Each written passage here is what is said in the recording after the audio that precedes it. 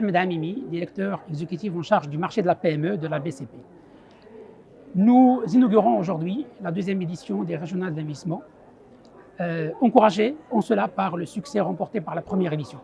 Cette première édition a connu la participation de près de 4000 participants, que ce soit en distanciel ou en physique.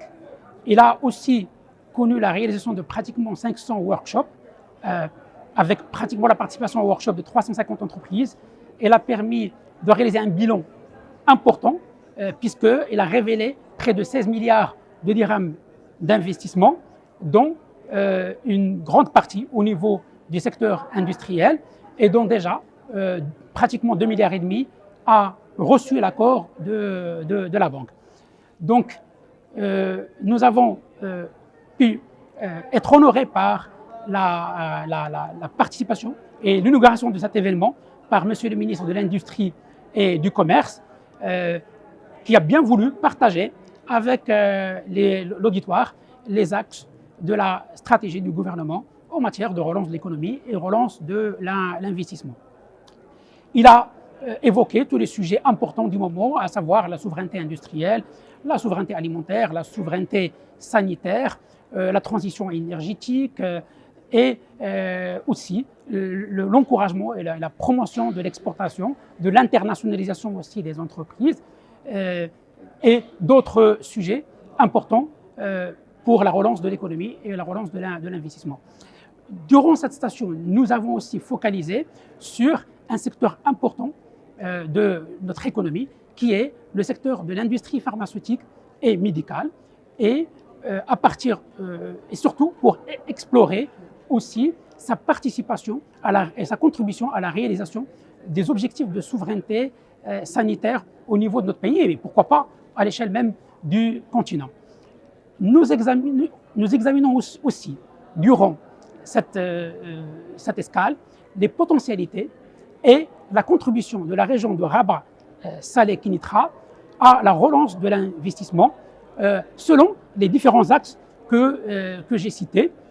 les axes bien sûr stratégiques en matière de relance de l'économie au niveau de notre pays. Nous avons aussi exposé avec les différents partenaires tous les dispositifs d'accompagnement mis en place par ces partenaires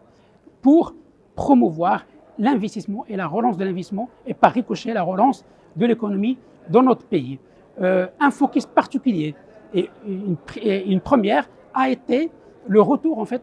l'exposé, la nouvelle task force export du ministère de l'Industrie et du Commerce, et qui vise à apporter aux investisseurs une visibilité sur les opportunités qui s'offrent à eux un peu partout dans le monde, notamment en Afrique, pour